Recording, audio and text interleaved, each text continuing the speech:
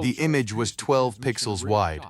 That was everything SOVA-7 had to work with on the morning of March 4, 2025. A smudge on a Sentinel-2 multispectral pass over an industrial zone on the eastern outskirts of Yeysk, a mid-sized port city on the Azov Sea coast of Krasnodar Krai, roughly 180 kilometers northeast of Kerch. To the untrained eye, it looked like noise, a compression artifact, the kind of grain you see on every low-resolution satellite image of southern Russia, where the atmosphere over the Black Sea basin tends to scatter light in ways that fool automatic classification algorithms. But SOVA-7 was not using an automatic classification algorithm. He was using geometry.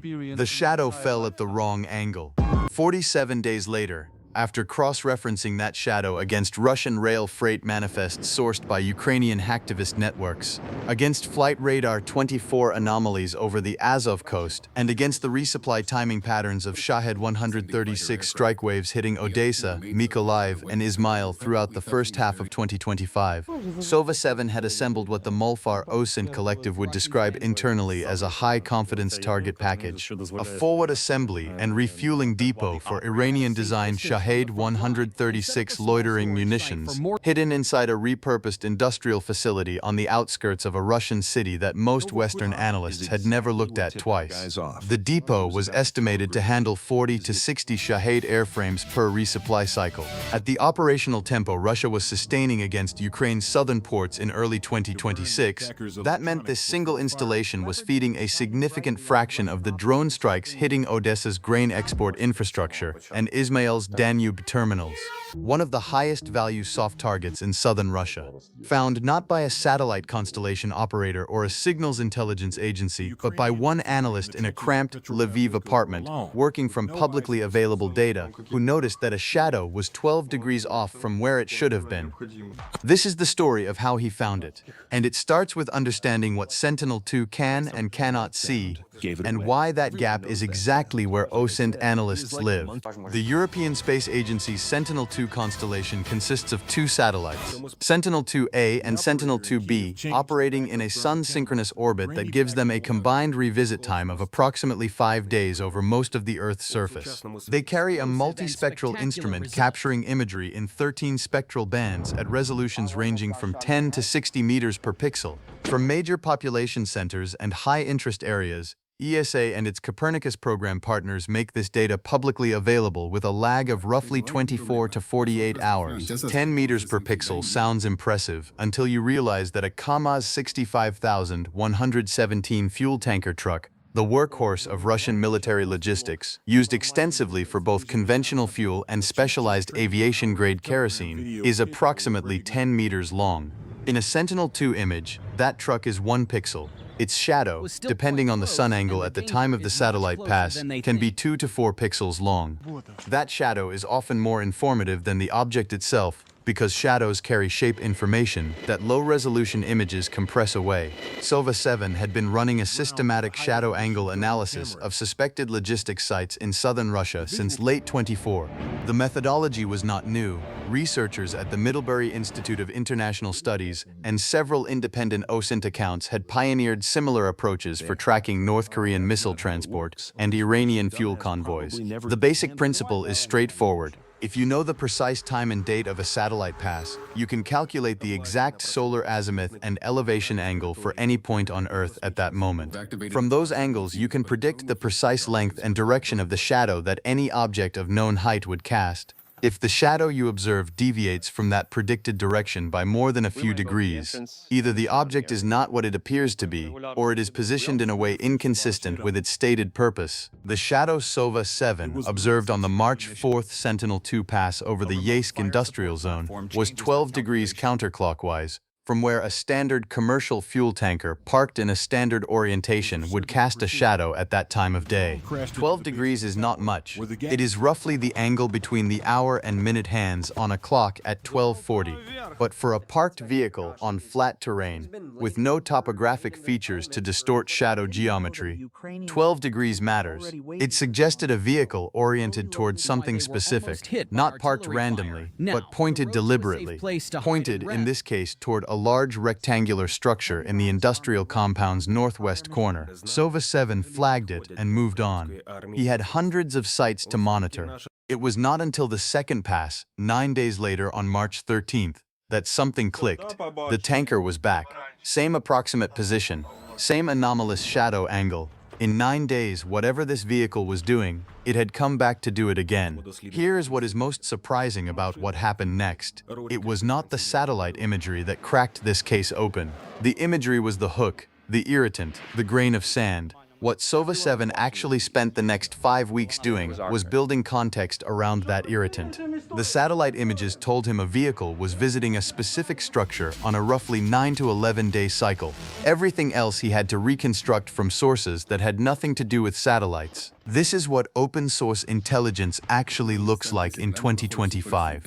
Not a dramatic moment where a single image reveals a secret base. Instead, weeks of correlation across different data streams, most of them originally designed for something else entirely, being repurposed by analysts who understand how the gaps between datasets can be more revealing than any individual dataset on its own. To understand why Sova-7 pursued this particular thread as hard as he did, you need to understand what Molfar is and what kind of analytical culture produced the methodology he was using. Molfar is a Ukrainian OSINT collective that began operating publicly in the months following the February 2022 full-scale invasion. The group includes former journalists, data scientists, software engineers, and military veterans, most of them working anonymously or pseudonymously for personal security reasons. In the 2 years following the invasion, Molfar developed a reputation for methodological rigor that distinguished it from the broader OSINT community that had exploded around the Ukraine war. While many channels and accounts were focused on geolocating individual TikTok videos or identifying soldiers from their unit patches, Molfar's internal projects trended toward what they called infrastructure forensics, using publicly available commercial and government data to map the hidden logistics system sustaining Russian operations. The collective's most widely cited public work in 2023 and 2024 involved tracking the supply chains for Russian artillery shells, correlating rail waybill data obtained through hacktivist operations with satellite observations of known Russian ammunition storage sites. This work fed into targeting recommendations that Ukrainian military intelligence evaluated alongside their own classified sources. According to multiple Ukrainian journalists who have written about Molfar's work, the collective has a formal information sharing arrangement with elements of Ukrainian military intelligence, though the exact nature and scope of that arrangement has never been publicly confirmed by either side. Sova-7 is one of Molfar's most experienced analysts working on Russian military logistics in the Southern Theater. His background, according to a brief profile published by a Ukrainian technology magazine in late 2024, includes a degree in applied mathematics and several years working in supply chain optimization for a logistics company before the war. He does not give interviews. He does not appear at conferences. His Telegram channel, which has roughly 11,000 followers as of June 2026, posts intermittently and always in analytical rather than personal terms. The profile described his workspace as a converted storage room in a rented Lviv apartment, equipped with 2 monitors, a high-end graphics card purchased second-hand from a gaming enthusiast, and a coffee maker that he runs continuously through working sessions that often extend past midnight. The grain of sand that would eventually become this investigation sat in Sova-7's flagged sites queue for 11 days after the second tanker observation. He was working on a separate project involving suspected Russian fuel depot activity near Mykolaiv in Rostov Oblast, a site that had been generating more consistent signature data and had a clearer connection to known Russian Air Force forward operating patterns. The Yeysk site was suggestive but not conclusive. 2 data points do not make a pattern. The third satellite pass over Yeysk came on March 22nd, 9 days after the second. The tanker was there again. 3 visits, 9 days apart, same orientation, same destination within the compound. Sova-7 closed the Mykolaiv file and opened a new one. I spent time reviewing the methodology documents that Molfar analysts have shared in various OSINT communities, and one principle comes up repeatedly in the way they structure their investigations. They call it the corridor approach. Instead of trying to identify what a suspicious location is, you first try to understand what it would need to be if it were what you suspect. You define the inputs and outputs that facility would require. Then you look for evidence of those inputs and outputs in publicly available data, working outward from the facility through the logistics networks that must connect it to the world. If the facility is what you think it is, the corridor will be there. If it is something else, the corridor will point somewhere else, and you will have learned something valuable either way. For SOVA-7's hypothesis that the Yeysk compound might be connected to Shade 136 operations, the corridor analysis began with a simple question. What does a Shade 136 forward assembly and refueling depot actually require? The Shahed 136, designated by Russia as the Garan II in a thin attempt to rebrand its Iranian origins, is a delta-wing loitering munition with a reported range of approximately 2,500 kilometers depending on payload configuration, powered by a modified version of the MD-550 piston engine. Each airframe carries a warhead of roughly 50 kilograms of high explosive. The drone runs on conventional aviation gasoline, specifically a high-octane grade compatible with its small displacement engine. At the operational scale, Russia was sustaining in early 2025 waves of 20 to 40 drones per strike, multiple strikes per week against southern Ukrainian infrastructure. The fuel requirements alone are substantial. 40 Shahed airframes at a typical fuel load of approximately 50 liters each means 2,000 liters of aviation gasoline per operational cycle. Before accounting for testing, handling losses, and the vehicles needed to move the airframes, a facility handling 40 to 60 airframes per cycle would also require specialized assembly personnel, since the Shahed 136 arrives from Iran and from Russian domestic mirror production lines in a semi-knockdown configuration requiring final assembly. It would require climate-controlled storage for the airframes and electronics, and it would require a mechanism for receiving new airframes at regular intervals, a resupply cycle that would leave a signature in transportation infrastructure. Russia has three primary means of moving large, fragile equipment like drone airframes over distances of several hundred kilometers: truck convoy, rail freight, and occasionally military cargo aviation. For something as sensitive as Shahed inventory, which Moscow has consistently denied possessing at all, in contradiction of all available evidence, truck and rail would be strongly preferred over air, since air cargo movements leave much more obvious signatures in flight tracking data. This is where Flight Radar 24 enters the picture. Flight Radar 24 is a commercial flight tracking service that aggregates ADS-B transponder data from a global network of ground stations and satellite receivers. Military aircraft generally do not broadcast ADS-B, and Russian military aviation has become increasingly careful about any electronic emissions that could be tracked. But airspace management requirements around civilian airports mean that even Russian domestic civil aviation maintains ADS-B transponder operation for most flights. Anomalies in civil aviation patterns, routes that deviate from standard commercial corridors, aircraft types inconsistent with the published airline schedule for a given route, timing irregularities, can be highly informative. SOVA-7 spent 4 days in late March pulling Flight Radar 24 historical data for Yeysk Airport, a small regional airfield approximately 8 kilometers south of the city center. The airport handles limited commercial traffic, primarily small regional turboprop services. What SOVA-7 found in the historical data was a series of AN-12 cargo aircraft movements, the Soviet-era 4-engine turboprop freighter still widely used in Russian domestic logistics, that did not correspond to any commercial operator's published schedule. 3 movements in January 2025, 2 in February, 1 on March 1st, 3 days before the first satellite observation of the anomalous tanker Shadow. AN-12 aircraft are common at Russian military logistics nodes. They have a cargo capacity of approximately 20 tons and a hold well-suited to carrying drone airframes in their shipping containers. 3 AN-12 movements in January aligned with what would become a visible pattern of tanker activity at the industrial compound beginning in late January.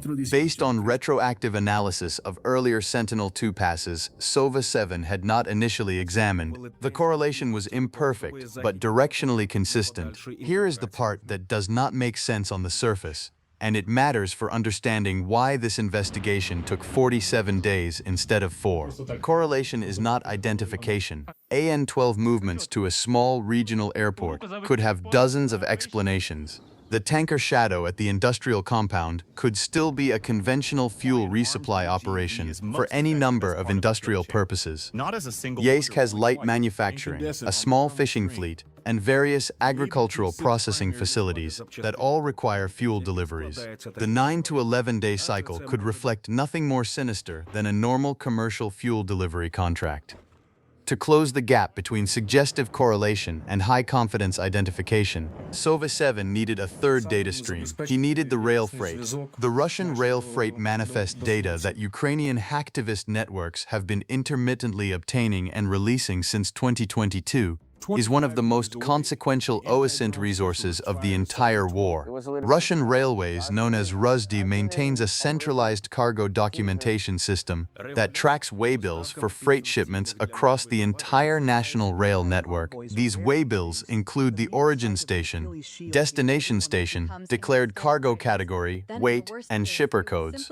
They are not publicly available, but they are digitally stored, and several Ukrainian hacking groups affiliated loosely with the IT Army of Ukraine have conducted multiple intrusions into ResHD systems, extracting and publishing manifests in batches covering various time periods and geographic regions. The data is incomplete, it has gaps, it requires careful interpretation because Russian military logistics frequently uses civilian corporate shells and deliberately vague cargo descriptions to obscure sensitive shipments. But for an analyst who knows what to look for, the manifest data carries signal. What Sova-7 was looking for was freight movements to or from rail stations in Yeysk's catchment area.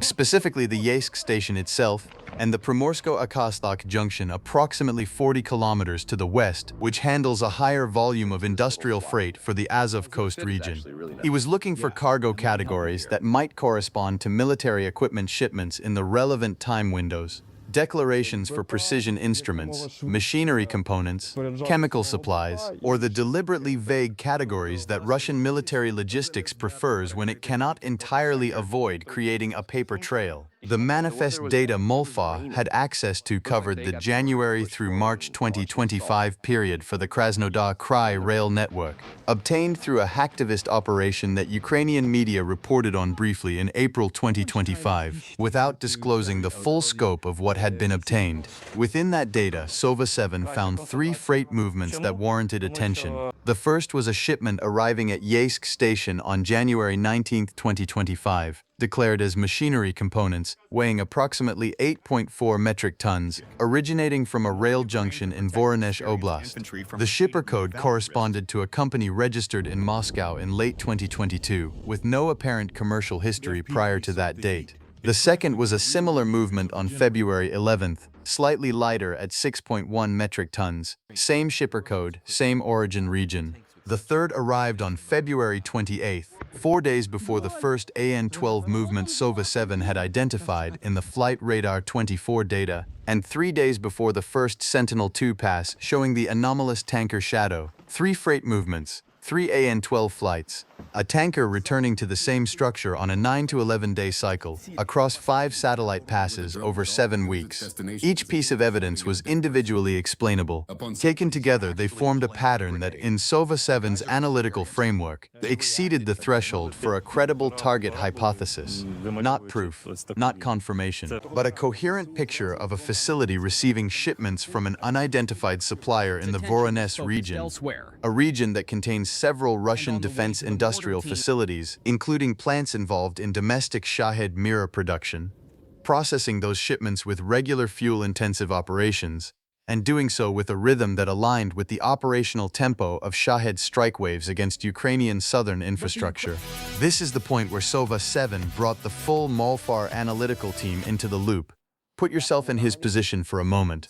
You have been working this problem for 31 days. You have a hypothesis that a specific industrial compound on the eastern edge of a Russian city on the Azov coast is a forward Shahed 136 assembly and refueling depot feeding drone strikes on Ukrainian ports. Your evidence is a shadow on a satellite image, some cargo manifests obtained through a hacktivist operation, and an anomaly in commercial flight tracking data.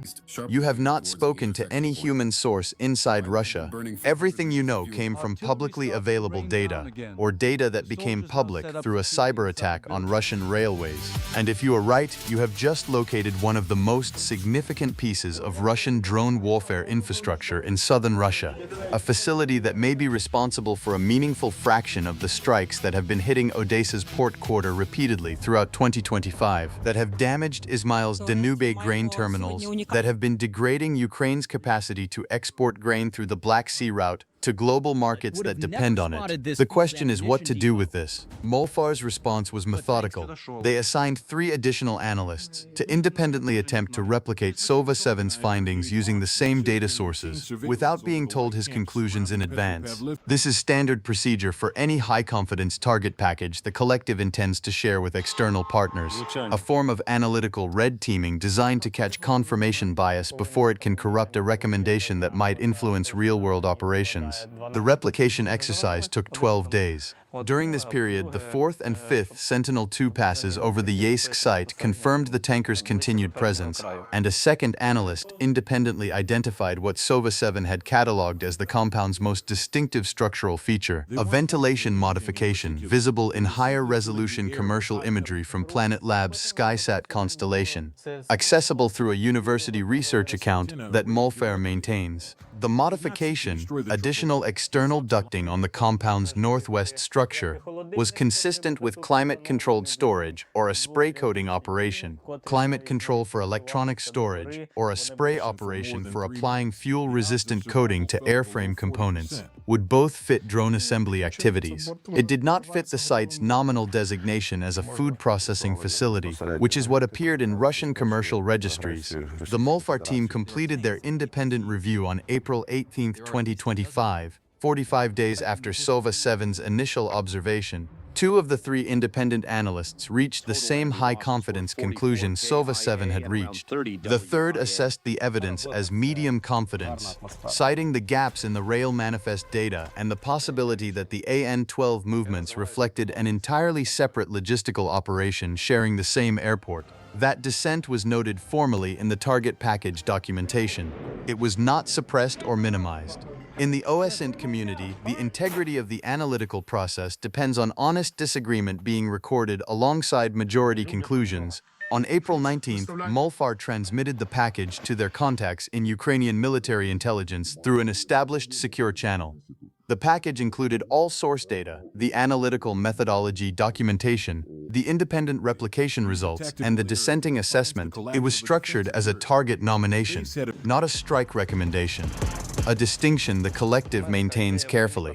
Molfar's role is to identify and characterize targets. Decisions about what to do with that information belong to Ukrainian military commanders, with access to classified intelligence streams that can corroborate or contradict the open-source picture. What Ukrainian intelligence did with that package has not been publicly confirmed. Ukrainian military officials do not comment on active target development, and they should not. What is known publicly is what has been observable through open sources in the months since April 2025. Sova-7 continued monitoring the Yeysk compound through subsequent Sentinel-2 passes and periodic SkySat images obtained through the university account. The tanker pattern continued, 9 to 11 days, consistent, through May and into June 2025. Then, in late June, the pattern changed. The interval stretched to 14 days, then 17. The AN-12 movements at Yeysk Airport, which Sova-7 had been tracking as a secondary indicator, stopped entirely for a 3-week period in July 2025. There are several possible explanations for a change in operational tempo at a facility like this. The facility could have received a larger-than-usual shipment and was drawing down existing inventory. Operational requirements on the Ukrainian front might have shifted, reducing demand for fresh Shahed airframes. The facility's operators might have become aware of increased OSINT attention on the Azov coast region, Several Ukrainian OSINT channels were publicly discussing Shahed logistics patterns in the weeks after Molfar's internal analysis, based on separate threads of observation, or something might have happened that disrupted normal operations.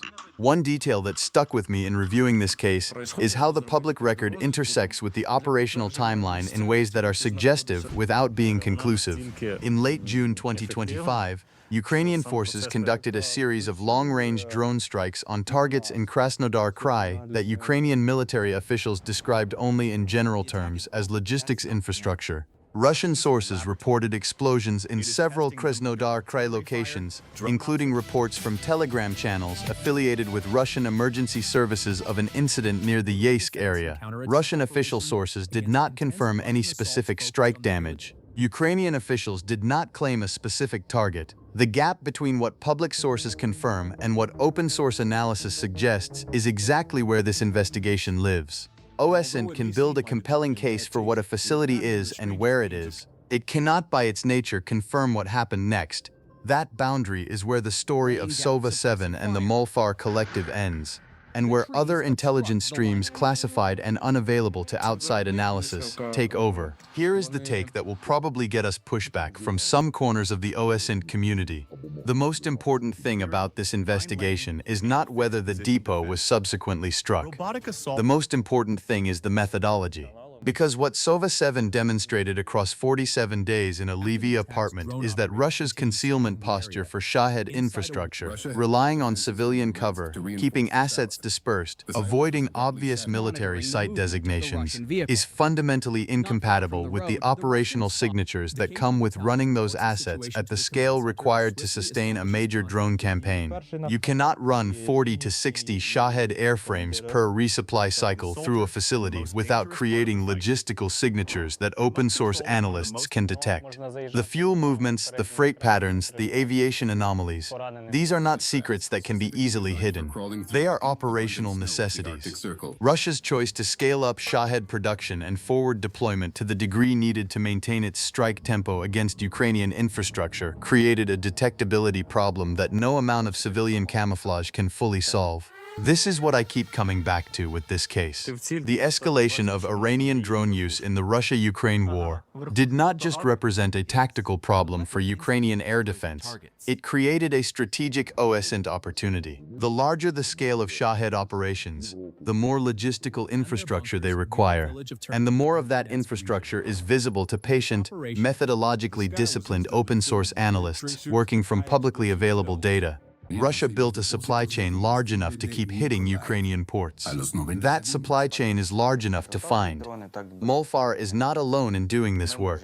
Across the Ukrainian OSINT ecosystem and its international partner networks, dozens of analysts are applying variations of the corridor approach to different nodes in Russia's drone and missile logistics architecture. Some of that work is shared with Ukrainian military intelligence. Some feeds into reporting by organizations like the Kyiv Independent, Radio Free Europe, and the Conflict Intelligence Team. Some of it sits in private databases waiting for the additional data points that will push a medium confidence assessment to high confidence. What do you think is the bigger vulnerability for Russia's Shahed program? The sourcing from Iran, which involves international logistics that are harder to hide, or the forward deployment infrastructure inside Russia itself, which OSINT analysts have now demonstrated is detectable through publicly available data.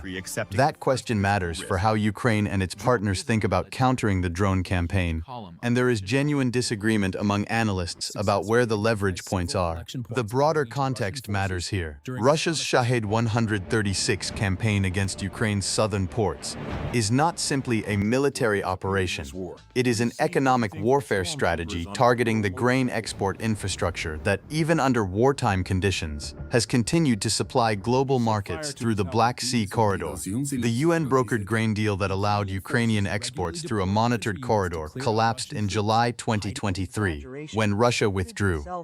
Since then, Ukraine has maintained limited export capacity through a combination of naval pressure on Russian Black Sea Fleet assets, the Magura V-5 naval drones, developed by the Security Service of Ukraine, have been central to that campaign, and continued grain movement through the Danube Delta ports at Izmail and Reni. Those ports have been among the most consistently targeted infrastructure by Shahed strikes throughout 2025 and 2026.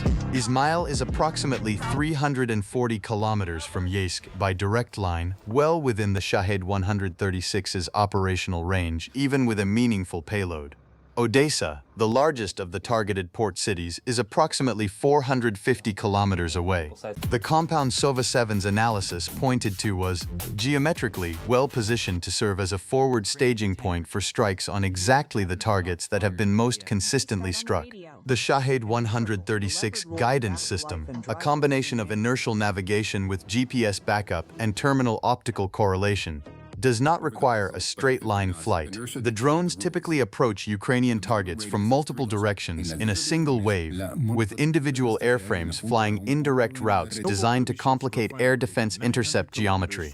A staging depot at Yeysk, on the northern Azov coast, would allow launch vectors across the Azov Sea toward the Zaporizhzhia and Kherson directions, or overland through Krasnodar and into Crimea for southern approach vectors against Odessa. The tactical geography fit. Ukraine's air defense response to the Shahed campaign has evolved substantially since the first mass strikes in autumn 2022. The initial response relied heavily on legacy Soviet-era radar and interceptor combinations that struggled against low-flying, slow-moving drone targets. The addition of German Iris-T SLM batteries, Norwegian NASAM systems, and eventually Ukrainian modified mobile gun systems organized into a layered intercept network significantly improved the intercept rate. By early 2025, Ukrainian Air Force officials were reporting intercept rates for Shahed strikes of between 70 and 85%, depending on the size and routing complexity of the attacking wave. But intercept rate is not the same as damage prevention. Even a 20% penetration rate from a 40-drone wave means 8 drones reaching the target area. Against port infrastructure, warehousing, grain silos, and ship berths, all of which are large, fixed, and highly vulnerable to even a single 50-kilogram warhead detonation. 8 surviving drones in a single wave can cause catastrophic and strategically significant damage. Ukrainian economic analysts have estimated the cost of Shahed strikes on Odesa port infrastructure alone across 2025 at several $100 million in direct damage and significantly more in disrupted commerce. Severing the supply chain, sustaining those strikes at the forward depot level, rather than attempting to intercept every individual airframe at the point of attack, is a fundamentally different approach to the problem. It is the difference between treating symptoms and treating the disease. An OSINT-derived target package that allows Ukrainian military intelligence to verify an act on a depot location is, in that strategic context, worth an enormous amount more than its operational simplicity might suggest. This is why Molfar's work on Yeysk matters beyond its immediate tactical implications. It demonstrates a model for how open-source intelligence can contribute to targeting in a way that complements classified intelligence streams without requiring the investment, time, or risk exposure of traditional intelligence collection methods. A single analyst, working from public data, spending 47 days on a methodologically rigorous investigation, can produce intelligence that is actionable at the strategic level. Russia's concealment strategy assumes that open-source analysts will not look closely enough, will not have the methodological sophistication to interpret what they see, or will not have access to the complementary data streams needed to build a complete picture. All 3 of those assumptions are now demonstrably wrong. The OSINT community watching this war has become large, technically sophisticated, and increasingly well-organized. The tools available, Sentinel-2, Planet Labs, commercial ADS-B aggregators, hacktivist-obtained rail manifests, and the accumulated open-source documentation of Russian order of battle, built up over 4 years of intensive analysis, are more powerful in combination than any individual tool suggests. The common assumption about intelligence work is that it lives in the classified world, conducted by professional agencies with capabilities and resources unavailable to civilians. The evidence from this war tells a different story. Ukrainians and their international partners have built a distributed open-source intelligence capacity that operates continuously, at a scale no single agency could match, producing a granular and constantly updated picture of Russian military activities that feeds into targeting decisions, informs international policy discussions, and holds Russian military operations accountable to a degree of public scrutiny that has no precedent in the history of warfare. Sova-7 is one node in that network. His 47-day investigation into a shadow on a satellite image is one example of what that network produces when it functions as it should. Methodologically rigorous, independently verified, honestly documented, getting the target right, acknowledging what it does not know, and handing the result to people with the authority and the additional information needed to decide what comes next. There are questions in this story that open-source analysis cannot answer and probably should not try to. Whether the Yeysk depot was struck is one of them. Ukrainian military officials have reasons for not confirming or denying specific strike operations, and those reasons are sound. If the depot was struck, and Russia is aware that the targeting was informed by OSINT analysis, the Russian response would be to alter the operational signatures of remaining forward facilities, change the resupply cycle timing, vary the vehicle routing, reduce the frequency of AN-12 movements to regional airports. Confirming publicly that an OSINT investigation produced actionable targeting data would help Russia understand exactly which signatures it needs to change. The silence, in this context, is informative in its own way. Could Russia have prevented this investigation from succeeding if it had adopted different operational security practices from the beginning? Almost certainly yes. A resupply cycle with randomized timing, varied vehicle routing, and freight split across multiple smaller consignments would have been significantly harder to detect. Using covered truck transport rather than rail freight for the critical movements would have eliminated one of the three data streams Sova-7 triangulated. Avoiding regional civilian airports for cargo movements would have removed the Flight Radar 24 signature. Any one of these practices, consistently applied, might have been enough to push the investigation below the confidence threshold where it became actionable. The fact that Russia did not adopt these practices reflects a broader pattern in Russian military operational security, a pattern consistently visible throughout 4 years of intensive OSINT observation of this war. Russian military logistics operations are frequently conducted with a level of operational security appropriate to the threat environment of a state whose adversary lacks modern OSINT capabilities. That threat environment no longer exists. Ukraine and its partners have built exactly those capabilities. The mismatch between Russian OPSEC practices and the actual analytical environment they are operating in has contributed to loss after documentable loss. From the Moskva cruiser to S-400 batteries in Crimea to the Kerch Bridge to this depot. The second question worth sitting with is how this changes the calculus for NATO's approach to open-source intelligence. The Molfar model, a distributed network of technically sophisticated civilian analysts, working in coordination with military intelligence customers, using publicly available data to generate actionable target packages, is not something NATO doctrine has fully integrated. There are ongoing discussions in various NATO member defense establishments about how to structure relationships with civilian OSINT networks, how to handle the classification questions around acting on open-source derived intelligence, and how to ensure that civilian analysts are not exposed to retaliatory risk by being too publicly associated with targeting activities. This war has been a forcing function for those discussions. The question going forward is not whether civilian OSINT can contribute to military intelligence at the strategic level. This case, and dozens like it documented over 4 years of war, answers that question. The question is how to institutionalize and support that contribution in ways that sustain its effectiveness without compromising either the analyst's security or the integrity of the analytical process. The third question, the one that will define how this story is understood in the longer history of this conflict, is about the next target. If Sova-7 and the Molfar Collective identified one forward Shahed depot through 47 days of patient open-source analysis, there are almost certainly others. Russia's drone campaign against Ukraine is sustained by a logistics infrastructure extending from Iranian and Russian domestic production facilities through a network of storage, transit, and forward assembly nodes. Each node creates signatures. Some of those signatures are already visible in publicly available data. Some are waiting for the right analyst to look at the right satellite pass at the right time and notice that a shadow is 12 degrees off from where it should be. Will you see it first? Comment if you have been following the Molfar Collective's work, and let us know which data stream you think holds the most untapped potential for locating the next node in Russia's drone supply chain. Sova 7 is still working.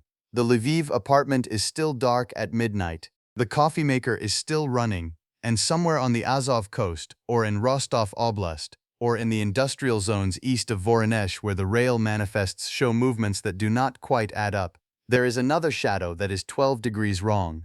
The question is how long it will take someone to notice. If this kind of OSINT investigation, the methodology, the patience, the document trail behind the obvious headline, is the kind of content you want more of, subscribe. We do this every week. Not breaking news, not clips. Investigations. The clandestine side of this war that does not make the wire services but shapes everything about how the war is fought. Subscribe and you will not miss the next one.